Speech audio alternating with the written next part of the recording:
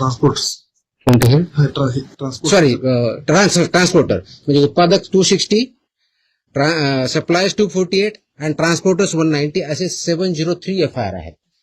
So FIR काय कमी केलेत अशातला भाग नाही. त्यांचं प्रॉसिक्युशन त्यांची पुढची प्रोसेस आपण करतोय, पण आपल्याला अजूनही त्याच्यामध्ये कम्प्लीट याच्यामधून खरोखरच हद्दपात करण्याच्या दृष्टीने याच्यातून झाला नाही, तर पुढची स्टेप आपण घेतोय आणि ती आज आपण घेतलेली आहे. Yes please. पदभार स्वीकारला एक मिनिट. गुटखा हा 2 नंबर त्यांचा आणि याच्यामध्ये खूप मोठं अर्थकारण आहे आणि ज्याच्यामध्ये पोलीस प्रशासन सुद्धा मोठ्या प्रमाणात खास करून बॉर्डरवरचे जे जिल्हे आहेत किंवा बॉर्डरवरचे जे पोलीस आहेत तर तिथून मोठ्या प्रमाणात गुटखा सप्लाय होतोय. आता मी ज्या भागात महाराष्ट्र जिल्हा पोलीस मोठ्या प्रमाणात पोलीस प्रशासन काही गाड्या पकडतं काही गाड्या सोडतं असं पण आपण मी जे सांगितलंय की दोज हु आर रिस्पॉन्सिबल त्यांच्यावरती आपण कारवाई करणार, कुणी असू द्या.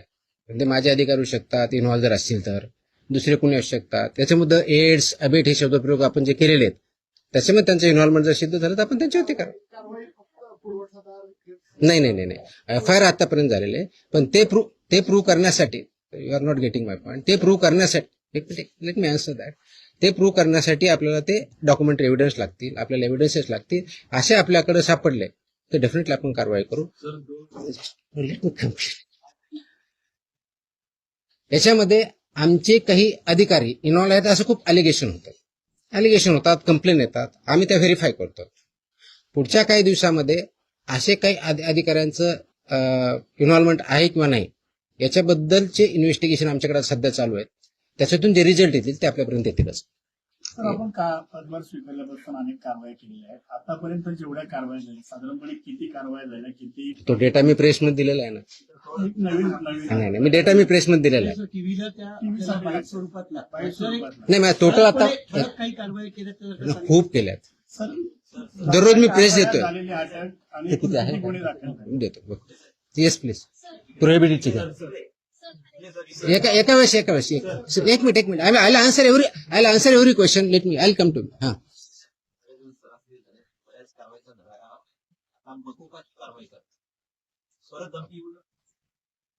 मला धमकी आलेलं कुणी सांगितलं तुम्हाला? नाही सॉरी प्लीज लुक ॲट ती जुनी क्लिप आहे, कमीत कमी 10 वर्षापूर्वीची आहे. Look at the clip.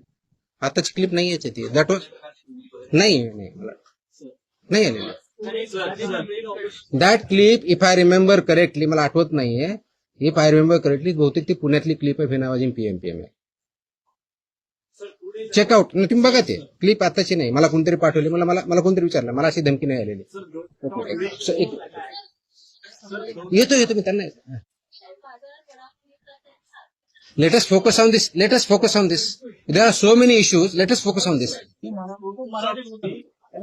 Please. थोडं I'll answer on this one. 2 दिवसापूर्वी संभाजीनगरमध्ये एफडीएच्या पथकावर चढत आणि अधिकाऱ्यांना स्कॉर्पिओ गाडी त्यांच्या अंगावर आणण्याचा प्रयत्न केला, त्यांच्यावर पण मोकोका अंतर्गत कारवाई होती. आता हे जे मी exactly that's what I am saying. कारण मोकोका क्लॉज वापरण्यासाठी ज्या काही प्री कंडिशन्स आहेत त्या फुलफिल झाल्या डेफिनेटली करणार आम्ही. कारण त्याला एका गुन्ह्यासाठी होत नाही. It has to be more than 1 offence in last 10 years. त्यांच्यावर जर झालेला असेल तर डेफिनेटली आम्ही करू, कारण त्याचं कंडिशन फुलफिल करायला पाहिजे. अदरवाईज आमचे FSSAचे ऍक्ट, BNS ऍक्ट आम्ही ते वापरतोच आहोत. आज ती जे हल्ला झाला त्याच्यावरती इमिजिएटली स्विफ्ट कारवाई पण झाली. 7 का 8 लोक त्याच्यामध्ये अरेस्ट पण झाले immediately. I spoke on with DGP also. DGPने सुद्धा इमिजिएटली त्याच्यावरती इन्स्ट्रक्शन देऊन कारवाई केली. अँड अशा प्रकारचे हल्ले आम्ही भिणार नाही. Very clearly will protect our officers आणि those who take law into their hands will show force of the law. एक मिनिट. येस नाही बाजूला तुमच्या बताऊंगा. मेरी हिंदी इतनी अच्छी है ही नहीं, जितनी भी टूटी फूटी है उसमें बात करूंगा. बोलो. एक मिनिट तुम्हाला उत्तर दिलं ना मी. मराठी पूर्ण करून घेऊया. अरे थांबा ना तुम्ही, मी इथंच आहे, मी कुठे पळून नाही चाललो. भिवंडीमध्ये जे आहे काही नकली एफडी अधिकाऱ्यांना अटक करण्यात आलेली आहे, त्यामुळे कशा पद्धतीने जर एखाद्या वेळी आपण ज्यावेळी गाडी टाकतो आय कार्ड असतं ऑफिसरकडे. सिम्पल.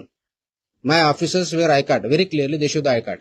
या प्रतिबंधित माल जो आहे तो बऱ्याचदा गुजरात सारख्या राज्यातून मुंबईत, खास करून गुटखा असेल किंवा बऱ्याचदा भेसळयुक्त खावा देखील गुजरातवरून मुंबईमध्ये वाहतूक व्यवस्था करणाऱ्या अनेक लक्झरी बसेस असतात, टुरिस्ट गाड्या असतात किंवा ट्रक यासाठी आरटीओची काही मदत वगैरे घेणार हे मी आता वाचताना वाटलं इन्क्लुडिंग ट्रान्सपोर्टर्स आरटीओची मदत घेणार सगळ्या एजन्सी एकत्र काम करत असतात त्याच्यामध्ये, सगळ्याच एजन्सी काम करतात. आपण याच्यामध्ये मकोका लावताना किंवा हे करताना इव्हन आताचे जे FIR होत आहेत त्याच्यामध्ये आपण फक्त विकणाऱ्याला करत नाही, त्याचा ट्रान्सपोर्टरला पार्टी करतोय, त्याचा डिस्ट्रीब्युटरला पार्टी करतोय, तुमच्या ओनरला. मी तुम्हाला लिस्ट पण दिली. तर इथून पुढचे आता आल्यापासून FIRचे हे it will be right from manufacturer to seller. आताही होत आहेत, अजून जास्त स्ट्रिंजंटली होतील. So they are responsible. कायद्यामध्येच व्हेरी क्लिअरली त्याच्यावर मेन्शन आहे, कुठेही डाऊट नाही त्याच्याबद्दल. याच्या बाहेर नका विचारू, जो आपला विषय चालला तेवढाच विचार. नाही, संबंधित नाही, आजच्या विषयाशी संबंधित. तुकाराम मुंढे साहेब याच्या विभागाचा पदभार ग्रहण करतात, तो विभाग नेहमी चर्चेत येतो, असं का होतं? त्याचं उत्तर तुम्ही द्या, मी कसं देणार आहे? आय मीन तो काय होतो तर you are better. No, I cannot answer this. Simple. कारण काय येतो, लोक चर्चा का करतात, तुम्ही जास्त का पब्लिश करतात, का कुणी काय करतं, ह्याचं उत्तर मी नाही देऊ शकत. It you have to analyse. त्याचं उत्तर मी कसं देऊ शकणार? सोशल मीडियावरती तुम्ही इतिहासाचा प्रचंड लोकांचा पाठिंबा we are diverting. Let us not divert. No. So publish related direct आहे. हे जे विषय त्याच्यावरती आपण बोलू, बाकीच्या विषय नाही.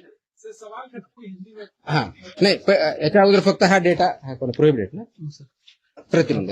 आता तुम्ही जो विचारला होता प्रश्न की मी 25 मे ते 11 जून या काळामध्ये प्रोहिबिटेडच्या बाबतीत म्हणजे प्रतिबंधित आयटमच्या बाबतीतला सांगतोय, बाकीच्या नाही सांगत आहे, कारण हा प्रोहिबिटेडचा विषय आहे. म्हणून तपासणी केलेल्या आस्थापना म्हणजे प्रोहिबिटेडच्या बाबतीत त्या 354 आहे, 354. बाकीचे असेल ना आपल्याकडे पुढचे केलेले ती पण असेल ना, तो पण मागवा ना. आणि ड्रगचे असेल तर ड्रगचं पण मागवा. त्याच्यामध्ये नाही सॉरी, प्रतिबंधित पदार्थ आढळलेल्या आस्थापनाची संख्या 344 सापडली आपल्याला. तपासणी 354 केली, 344 मध्ये फाइंड आउट झालं. जप्त साठ्याची किंमत ह्या 344 मध्ये एक किती रुपये, 3,27,24,629 rupees. 3,27,24,629 rupees. FIRs 235. Arrested people 350.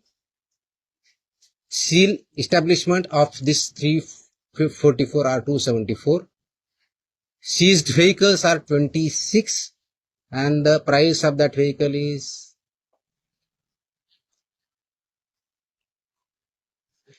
13,39,500. Sorry, 1,33,95,000.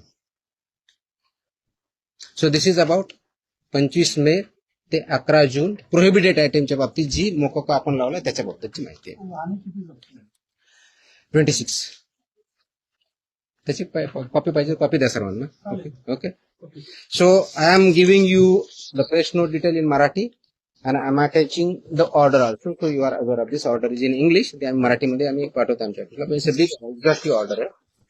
किती पानाची 8 पानाची ऑर्डर आहे. कारण याच्यामध्ये रॅशन घेतलं सगळं आहे. सिव्हिल घेतली प्रेस नोट प्लस दिस वन.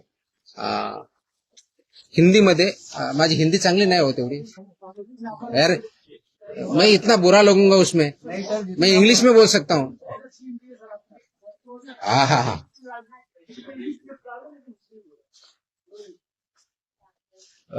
आप सब जानते हैं कि महाराष्ट्र में FSSAI एक्ट के तहत सेक्शन 30 के अंदर प्रोहिबिटेड आइटम्स है, जैसे कि गुटखा, पान मसाला, इसमें एक आइटम से प्रोहिबिटेड है. इसका मतलब ये होता है कि ये प्रोडक्ट, फूड प्रोडक्ट जो है प्रोहिबिटेड, वो महाराष्ट्र में मैन्युफैक्चर नहीं हो सकता है, ट्रांसपोर्ट नहीं हो सकता है, स्टोर नहीं हो सकता है, सेल नहीं हो सकता है.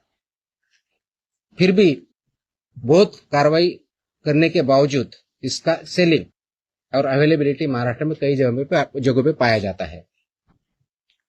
इसलिए गवर्नमेंट शासन ने डिस्कशन कर रही थी इस पे क्या किया जाए, कौन सा स्ट्रिंजेंट एक्ट या क्लॉज या कार्रवाई की जाए जिसकी वजह से ये एक्चुअली प्रोहिबिट होगा, क्योंकि ये दिस इज ए इंडेंजर, तो पब्लिक हेल्थ के लिए हानिकारक है. इससे पब्लिक हेल्थ इंडेंजर होती है. ये नॉलेज पब्लिक डोमेन में है.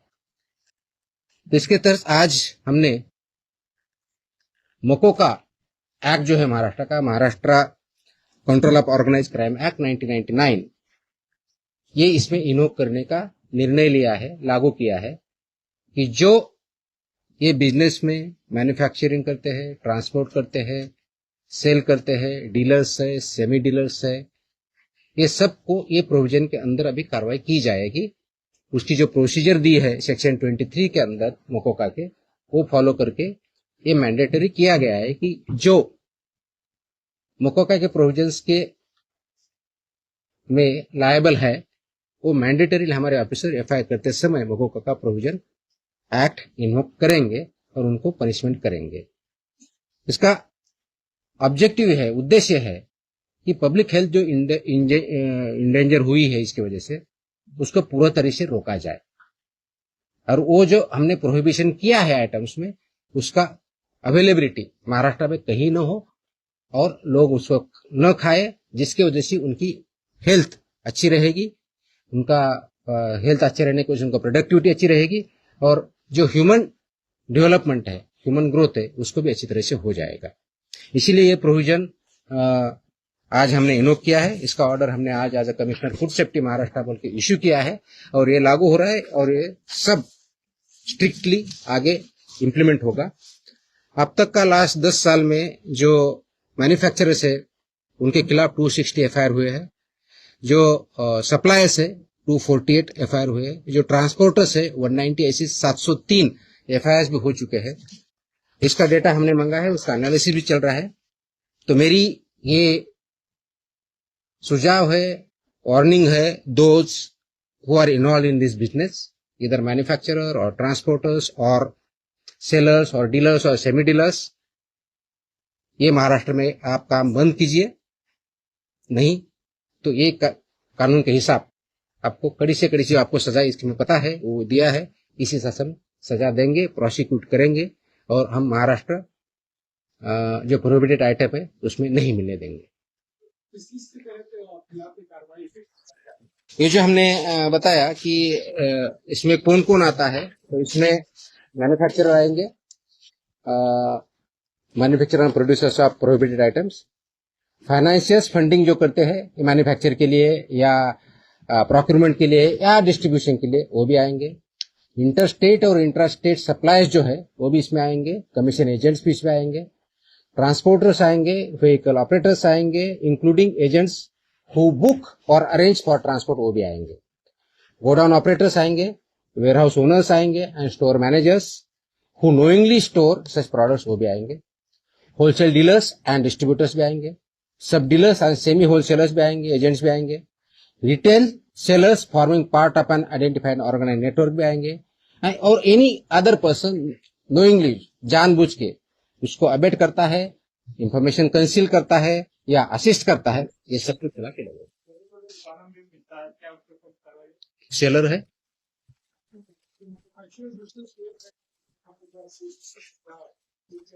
so it's a part of syndicate K definition सब कुछ आया है। Organized crime, that's why it is an act, that's why this is become an organized crime and they are working as a syndicate, that's why we are invoking this provisions. They are supporting.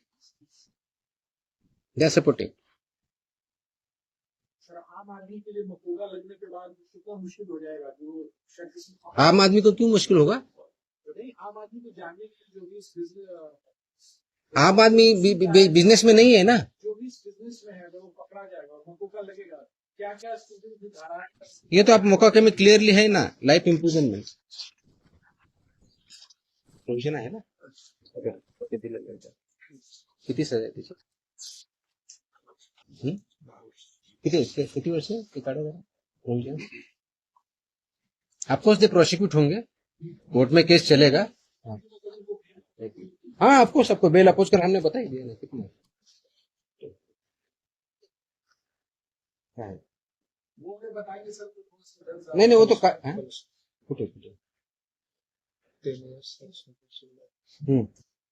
which may extend up to 10 years imprisonment, shall also be liable to fine, such property shall also be liable to be attached and forfeiture। और repeat है तो उसके फिर और बताए। यहाँ impression property भी seize होगी. नाही नाही, हे विषय संपवल्यानंतर आपण दुसरा आता. ठीक आहे, तुमचे प्रश्न संपत नसतात कधी, मला माहिती आहे. आय थिंक झालं ना आता हिंदीमध्ये. हा, येतो येतो येतो येतो येतो येतो येतो. एक विषय संपला, आता हा विषय संपवत आपण.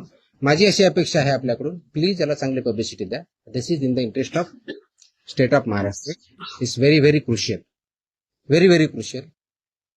Many people have fallen prey to this. So we need to save our people. We need to work. That's a public health hazard and we have to eliminate it. Absolutely clear. So इसीलिए मुझे ये publicity जितनी ज्यादा दे सकते हो वो दे दो. That is my request. Dairy ओनर्सची आणि मॅन्युफॅक्चर म्हणजे मिल्क अँड मिल्क प्रॉडक्ट्स याच्यामध्ये आज मीटिंग मी सगळ्यांची बोलवली होती. उद्देश हा होता की डेअरी सेक्टरमध्ये जे फसाईचे रेग्युलेशन्स आहेत, स्टँडर्ड्स आहेत, म्हणजे सगळ्या सेक्टरमध्ये आहेत, त्याच्यामध्ये डेअरीचे पर्टिक्युलरली बोलवली होती. कारण तो खूप मोठा इश्यू आहे, अनेक वर्षापासून आहे. अत्यंत चांगले लोक काम करणारे त्याच्यात आहेत आणि काही त्याच्यामध्ये चुकीचं काम करणारे पण आहेत.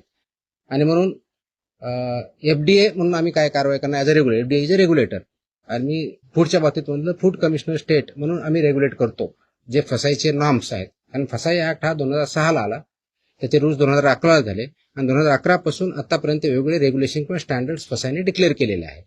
ते मॅन्डेटरी आहे सर्वांवरती. जे जे फूड बिझनेसेसमध्ये आहे, ज्याला आपण एफबीओ म्हणतो, फूड बिझनेस ऑपरेटर, ते रजिस्टर्ड असणं हा भाग वेगळा आहे.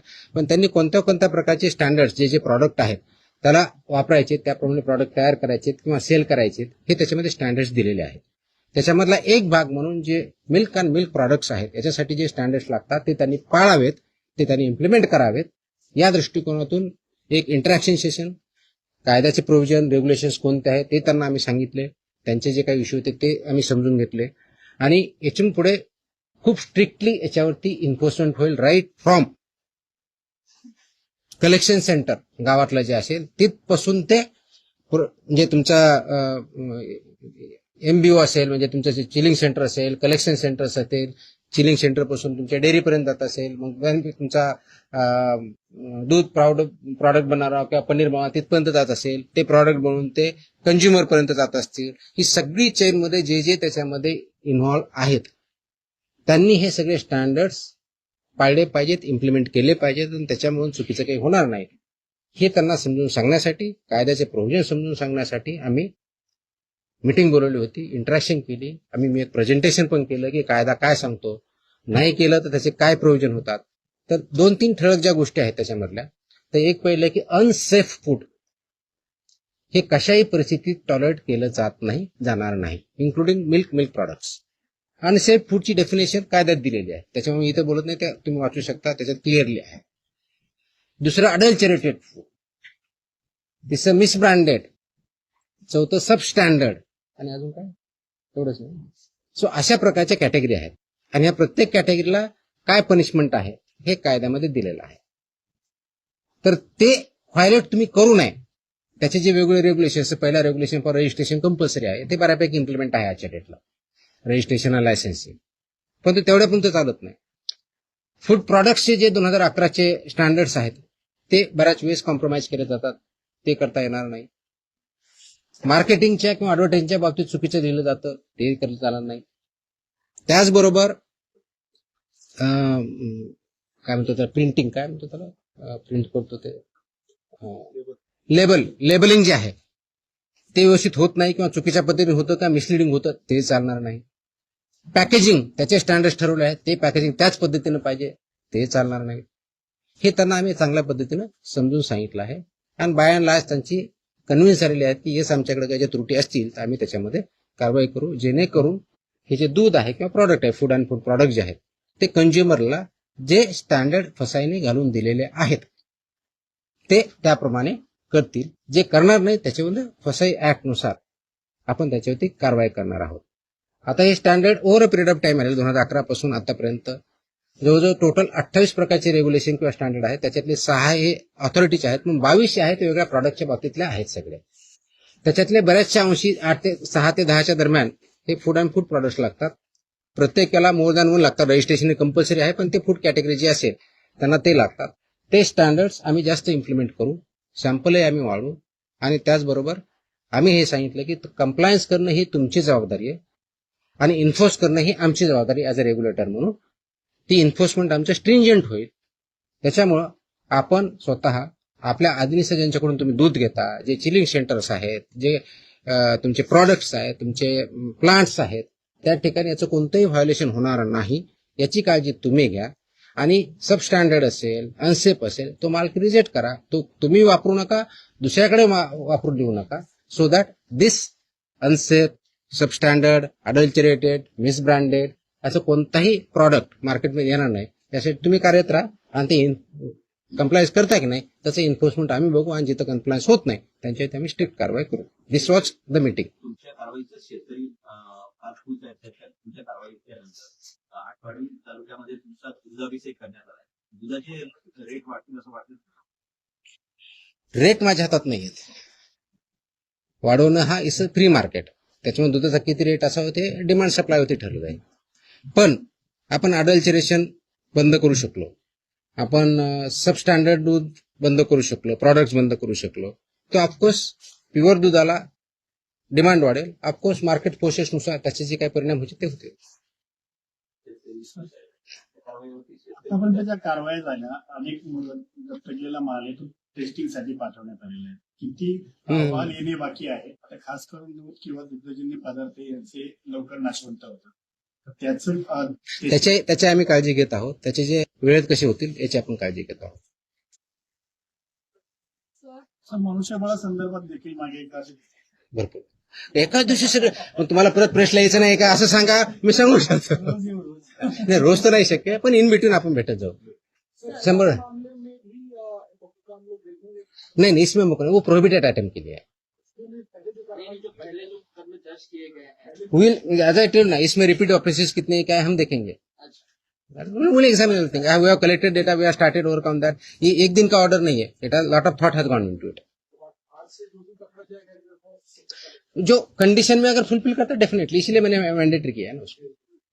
सरकारी रुग्णालयांना पुण्यातील आणि पिंपरी चिंचवड मधील रुग्णालयांना हिंदुस्थान अँटीबायोटिक्स कंपनीमधून औषध निर्मिती थांबवण्याचा निर्णय आपल्या विभागाने घेतला आणि औषध निर्मितीमध्ये त्रुटी आढळल्याने हॉस्पिटल औषध निर्मिती हॉस्पिटलमध्ये जे इंजेक्शन आणि सलाईन पुरवठा करतात ना, त्या पुण्यातील आणि पिंपरी चिंचवड मधील हिंदुस्थान अँटीबायोटिक कंपनीमध्ये औषध निर्मिती थांबवण्याचा निर्णय घेतला होता असं यांनी बजावलं. म्हणजे आपल्या विभागाने कुठे कॉपी होती प्रश्न आला ना.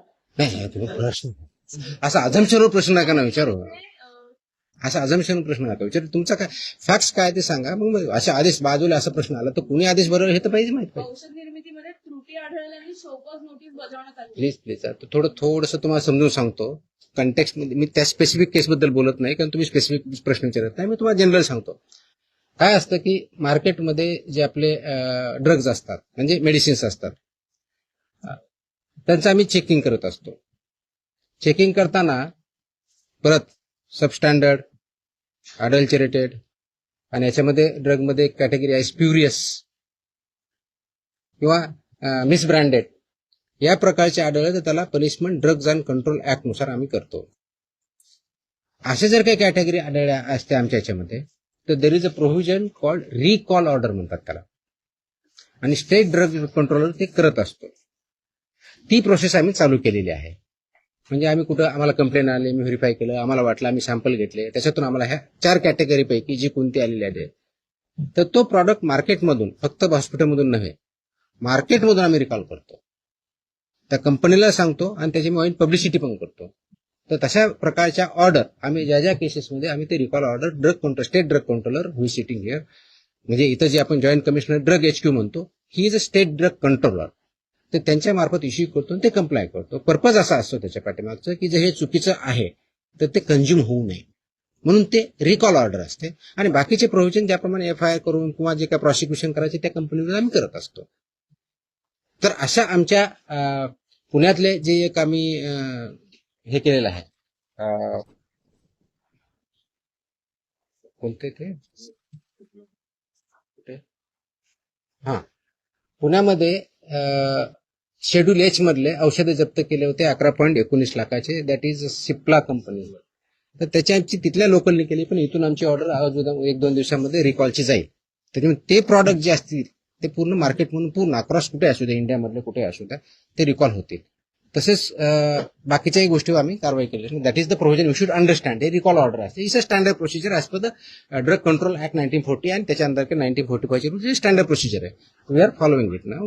कदाचित अगोदर होत नव्हती, नाही माहित, मला माहित नाही, but will follow it so that public हेल्थला त्याच्यातून डेंजर राहणार नाही. आणि ऑफकोर्स ज्यांनी प्रोड्यूस केलेलं आहे, जे सेल करतात, त्यांच्यावरती नियमानुसार आपले कारवाई. ओके, बिफोर यू फॉरगेट एक लास्ट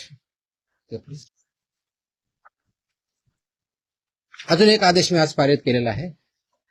हा आदेश आहे ड्रग्ज, म्हणजे माझ्याकडे 2 सेक्शन, एक फूड आहे आणि एक ड्रग आहे. हा आदेश आहे की बऱ्याच ठिकाणी आमच्याकडे कंप्लेन येतात, माहिती भेटते की हॉस्पिटलमध्ये कुणी पेशंट ऍडमिट जर असेल आणि त्याला जे काही औषधी लागत असतील तर ते त्यांच्याच फार्मसीमधून घ्यायचे, अशा काही कंप्लेंट असतात आमच्याकडे. By law they cannot force any hospital तिथूनच घ्यायचं मॅन्डेट नाही आहे. त्याचे आदेश आम्ही जारी केलेले आहेत. आदेश त्याची पाहिजे तर कॉपी आम्ही प्रेस कदाचित उद्या देऊ, दिली का तयार, पण माहितीसाठी म्हणून देतोय की ऑलरेडी केले की असं त्यांना करता येत नाही.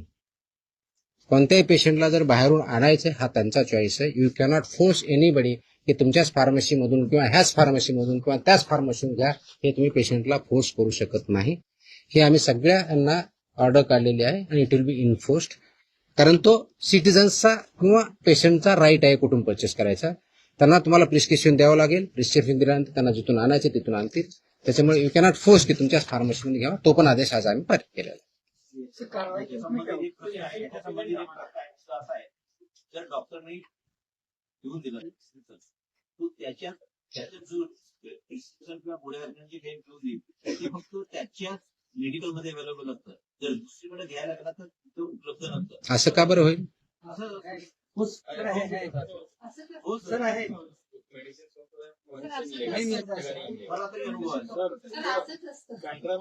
म्हणजे मेडिसिन फक्त त्याच्या हॉस्पिटलसाठी. Hold on. ऐकून घ्या. ते मेडिसिन फक्त त्याच्या हॉस्पिटलसाठी बनवलंय का? त्याच्यात मेडिकल त्याच्यामध्ये स्टँडर्ड ज्या ऍडवायझरीज आहेत त्या ऍडवायझरी अशा आहेत की त्यासाठी जेनेरिक ऑप्शन काय हे पण देऊ शकतात, ते मागू शकता पेशंट. असं स्पेसिफिक आले तर आम्ही कारवाई करू. मला स्पेसिफिक लागेल, जनरल नको. आय नीड, आम्ही कारवाई करू. There is a law. मैं है नहीं बोल रहा, मैं क्वेश्चन नहीं कर रहा हूँ. अगर ऐसे हमारे पास स्पेसिफिक कंप्लेन आते हैं हम कार्रवाई करेंगे ना. तर कसं ते कंटेंट पेक्षा ते ब्रँड नेम देतात, त्यामुळे लोक ब्रँड नेम वरती जातात आणि कंटेंट. हा खूप मोठा विषय आहे. प्रिस्क्रिप्शन कसं लिहावं, कुठं लिहावं, कोणतं द्यावं, आता त्याच्यात मी जाणार नाही की तो माझा डोमेन नाही आहे. माझा ड्रगच्या बाबतीतला जो इश्यू आहे, अशा प्रकारच्या कंप्लेंट जर आमच्याकडे आल्या तर will definitely investigation look into it. Okay, I think I have satisfied everybody. आणि मोकोकाला जरा वाईट पब्लिसिटी आहे. येस, हे अगोदर नाही सांगायचं का? अरे नाही, आता नाही, बाकीचे सगळ्यांना प्रिंटमध्ये द्या. It is required and it is essential also. Okay, चलो, थँक्यू. सर, टीएम म्हणजे ट्रेडमार्कची तुकाराम म्हणजे गप्पा नको मारा.